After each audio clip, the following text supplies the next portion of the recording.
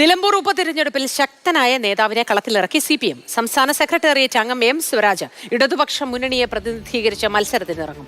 ഇന്ന് ചേർന്ന സംസ്ഥാന സെക്രട്ടേറിയറ്റ് യോഗത്തിന് ശേഷം MV ഗോവിന്ദനാണ് സ്ഥാനാർത്ഥിയെ പ്രഖ്യാപിച്ചത്.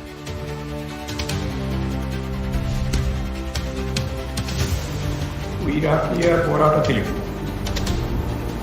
ഇടതുപക്ഷ ജനാധിപത്യത്തിനുള്ള സ്ഥാനാർത്ഥിയായി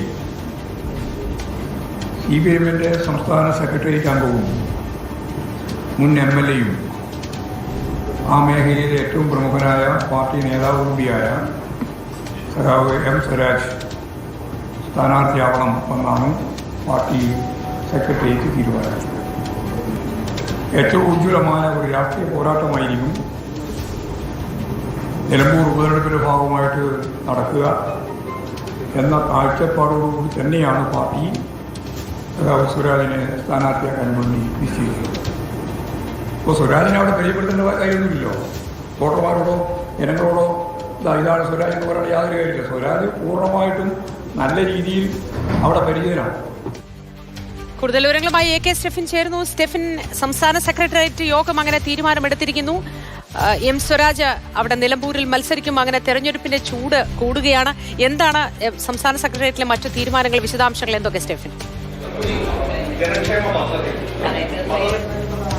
മോത്തി ഏതായാലും അതിശക്തനായ സ്ഥാനാർത്ഥിയെ തന്നെ നിലമ്പൂരിൽ ഇറക്കിക്കൊണ്ട് ആ CPMന്റെ അല്ലെങ്കിൽ LDFന്റെ കയ്യിലുണ്ടായിരുന്ന സീറ്റാണ്. അത് പോയതിനെ കുറിച്ചൊക്കെ നമുക്കറിയാം. അതുകൊണ്ട് തന്നെ അത് നിലനിർത്തുക എന്നൊരു ലക്ഷ്യം തന്നെയാണ് CPMനെ സംബന്ധിച്ചിടത്തോളം ഉള്ളത്. ആ ഒരു തീരുമാനത്തിൽ യാതൊരു കാരണവശാലും പിന്നോട്ട് പോകാതെ ഒരു ഏറ്റവും ആ മണ്ഡലത്തിൽ കിട്ടാവുന്ന ശക്തനായ സ്ഥാനാർത്ഥിയെ തന്നെ CPM കളത്തിലിറക്കുന്നു. ഇന്ന് നടന്ന സെക്രട്ടേറിയറ്റ് യോഗത്തിൽ അത് സംബന്ധിച്ചുള്ള അന്തിമ തീരുമാനത്തിലേക്ക് പ്രത്യേകിച്ചും പൊതു സ്വതന്ത്രരുടെ അടക്കം നിർത്തണമെന്നുള്ള പല ആശയക്കുഴപ്പം CPMന് മുന്നിൽ ഉണ്ടായിരുന്നു. അതെല്ലാം മറികടന്നുകൊണ്ട് M. സ്വരാജ് എന്ന ഒറ്റ പേരിലേക്ക് തന്നെ എത്തുന്നു. അതിന് CPM മുന്നോട്ട് വയ്ക്കുന്ന ഒരേ ഒരു കാരണം നിലമ്പൂർ അത്രയധികം രാഷ്ട്രീയ പ്രാധാന്യമുള്ള മത്സരമാണ് എന്നുള്ളതാണ്.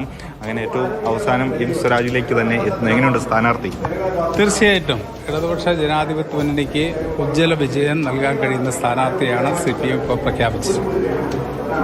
നിലമ്പൂരിൻ്റെ ഒരു അവസ്ഥ എടുത്ത് പരിശോധിക്കുമ്പോൾ ഇടതുപക്ഷത്തിന് വലിയ മുന്നേറ്റം ഉണ്ടാക്കാൻ കഴിയുന്ന സാഹചര്യം. കഴിഞ്ഞ 9 വർഷക്കാലത്തെ ഇടതുപക്ഷ ഗവൺമെൻറ്റിൻ്റെ ഭരണം നിലമ്പൂർ മണ്ഡലത്തിലുണ്ടാക്കിയ വികസന പ്രവർത്തനങ്ങൾ, ആ വികസന പ്രവർത്തനങ്ങൾ എന്താണെന്ന് നേരത്തെ ആ മണ്ഡലത്തെ പ്രതിനിധിച്ച MLA അൻവർ തന്നെ പ്രഖ്യാപിച്ചു. നവകേരള സദസ്സുമായി ബന്ധപ്പെട്ടുകൊണ്ട് ആ മണ്ഡലത്തെ പരിപാടി നടത്തിയ സന്ദർഭത്തിൽ അൻവർ പറഞ്ഞ കാര്യമുണ്ട്. ഞങ്ങളെയൊക്കെ സാക്ഷി, മുഖ്യമന്ത്രി ഉൾപ്പെടെയുള്ള എല്ലാ മന്ത്രിമാരെയും സാക്ഷി നിർത്തിക്കൊണ്ട് പറഞ്ഞ കാര്യമുണ്ട്.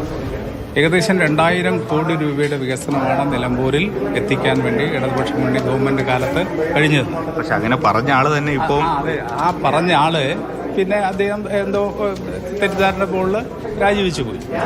ആ രാജിവെച്ച് പോയത് അബദ്ധമായി എന്ന് അദ്ദേഹത്തിന് തോന്നി തുടങ്ങി എന്നാണ് എൻ്റെ വിലയിരുത്തൽ.